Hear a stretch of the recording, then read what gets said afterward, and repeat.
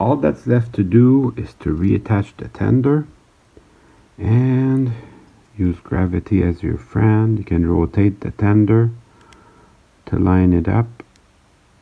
That should go right in. I'm having a little bit of trouble myself, but this shouldn't be too hard. There we go. And then have that little screw that goes on here.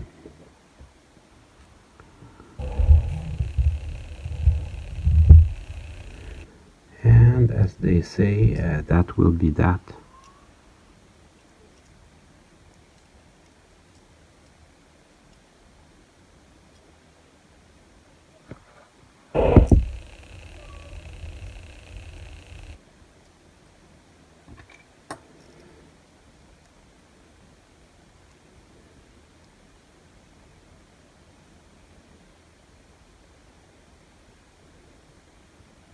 It wants to go in there, it just doesn't know it yet.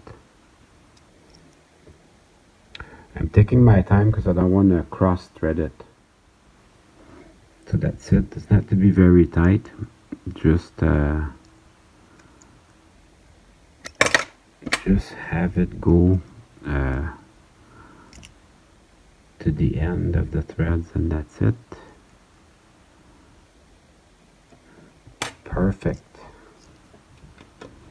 And now it's time to run some trains. I had to remove the motor because it clearly needs lubrication.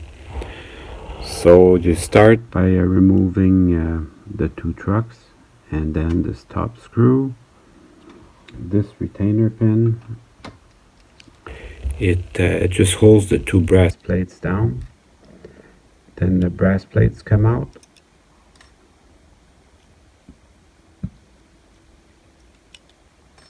And this weight here has to come out.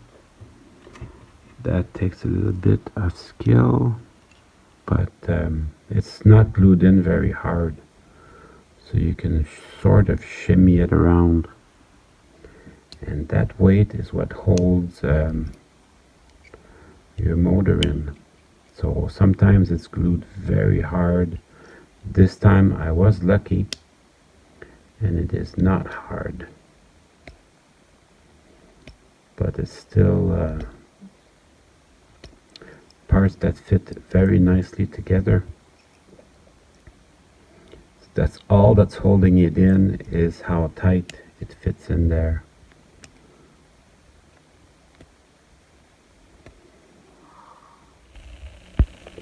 But eventually, with patience, it will come out, and then you can just pull the motor out.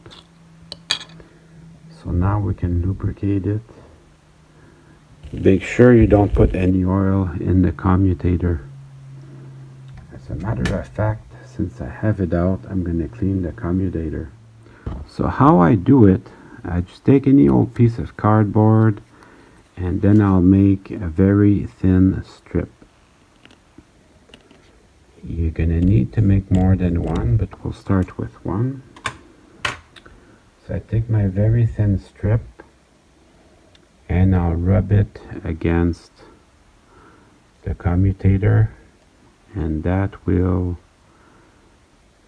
clean it. So I'll rub it against it, and I'll turn it. That will absorb some of the oil or old leftover graphite that's on there. So I have to do that several times over, but it will clean it. Now, I don't want to put oil back in the commutator, but I do want to get this first front bearing here. I'm going to get oil into there. And also this back one, back bearing here. Put some oil into there. Usually they just go in by capillarity. That should run much smoother. For sure, when you go on eBay and you see stuff and it's cheap, you have to ask yourself a question. You know, why is it cheap? Same thing if you go look at some used cars and you find one that's really an awesome great deal. You got to ask yourself that question, why? Why is it so cheap? For example, if you take a Nissan Versa, they have problems with the transmission. The transmissions usually that go at about 160,000 kilometers. And so these end up not going too good at the used car auction. So they're out there and they're cheap, but I wouldn't. I would go on Consumer Reports and check it out before I buy it. Get your Carfax report. Bring it to your neighborhood mechanic. Not your friend, somebody that actually owns a business, and have them check it over.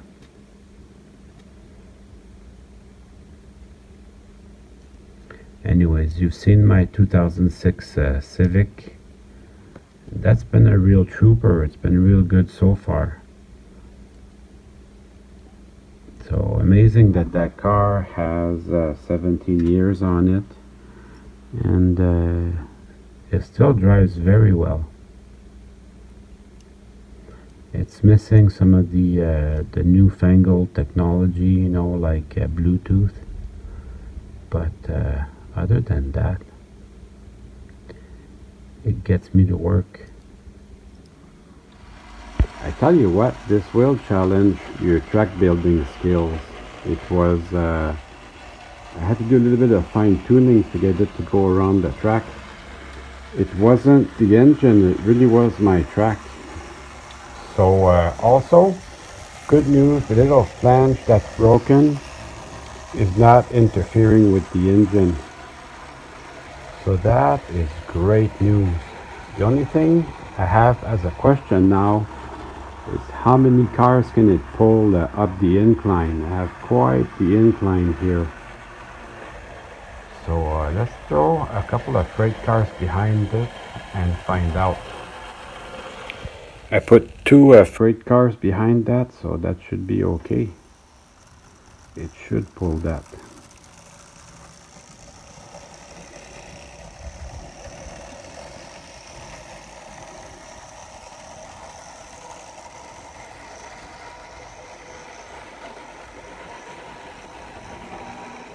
If it pulls two freight cars and a caboose, I'll call it good, because that's what my other Bachmann 440 from 30 years ago pulls up the incline.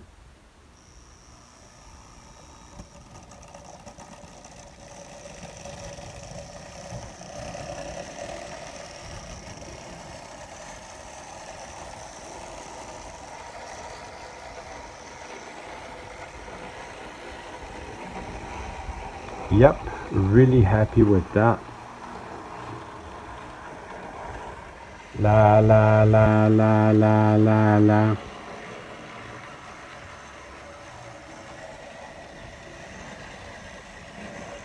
Maybe it can pull more. So I'm gonna try another freight car and let's see what happens.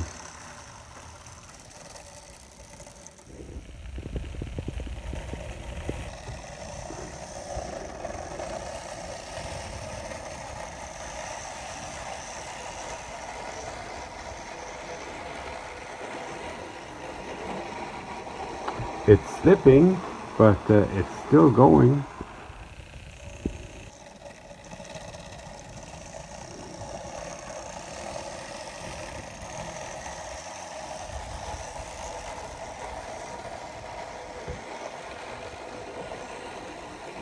It's slipping, but it's still going.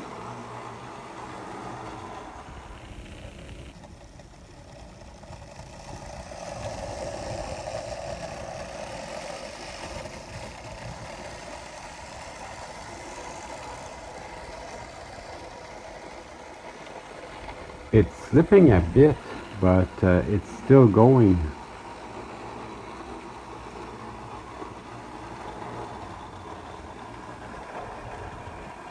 So I'm thinking three freight cars and a caboose is its max. Yeah, pretty much the max. So I will call that good. Actually, pretty pleased with that.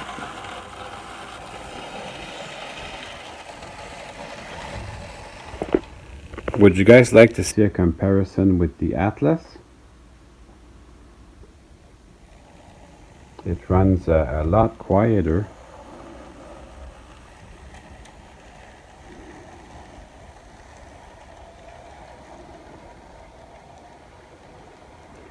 But it also slips with 3 freight cars. So it's about the same for how many freight cars it can pull. I mean, these are awful small, so I can understand.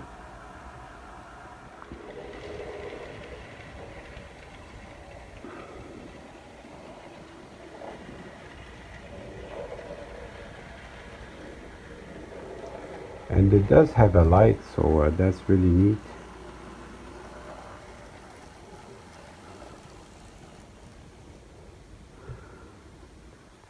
And if it can pull the 2 passenger cars, I'll be happy with that. We'll call it a day.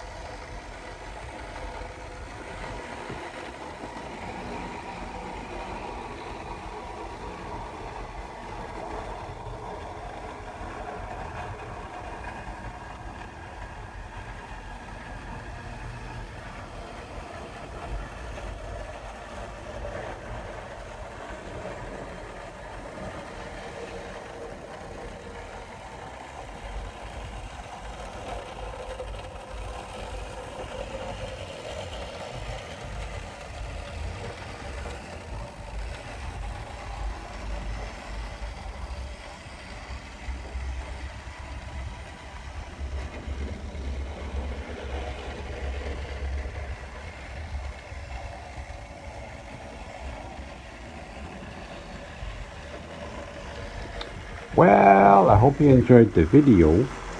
I certainly had fun making it for you.